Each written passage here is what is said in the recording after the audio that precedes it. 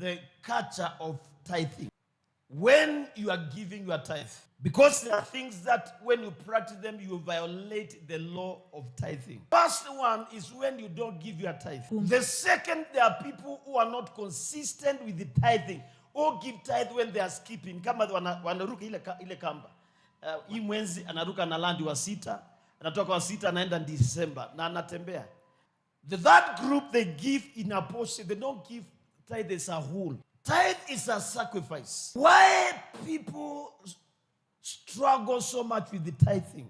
I came to understand there are two basic Christian fundamentals which make us very strong. And they are the most violated, or they are most opposed by the devil. If there is something that the devil will make sure that you oppose in the church. The first one is the law of tithing. And the second one is the law of prayer and the fasting. Why people struggle with the tithing? First one is opposition and attack from the devil. Enemy will oppose you not to be faithful, so that the two major benefit you may not receive them. Every kingdom benefit has principles to access, and the access to material possession. The key is tithing.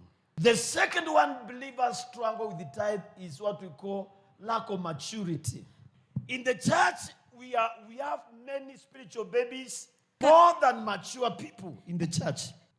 Mature people, they obey the voice of God.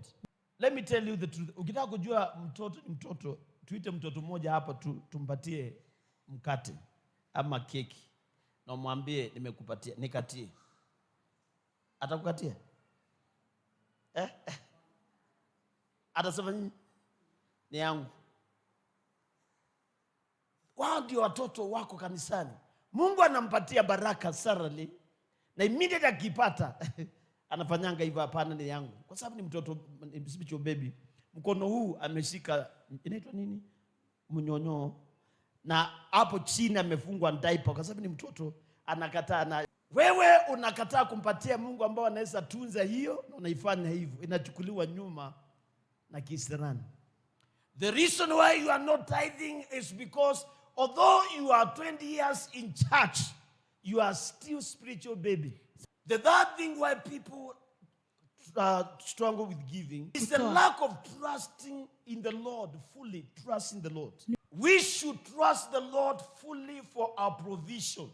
Because our provision, what we have is not adequate. It's only the Lord who can take care of it. Maisha inakuwa tamu wakati unaanza kumwamini Mungu na kutembea kwa imani.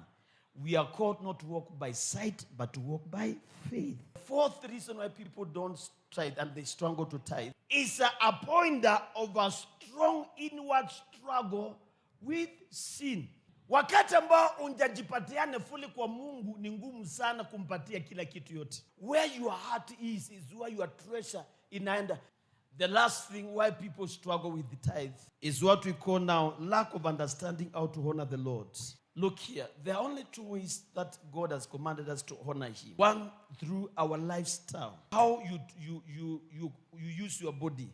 The Bible says your body is the temple of God. The second thing, honor the Lord with your substance and your tithe. The way you give shows how you honor God. The last thing, this one, why people struggle with the tithing, is wrong teachings. There's a specific place that you need to bring your tithe, and then you give it all sacrifice. Fully, you give tithe ikiwa fully complete. God expects obedience. If you want your life to change, stop excuse. Trust the Lord and be a tither.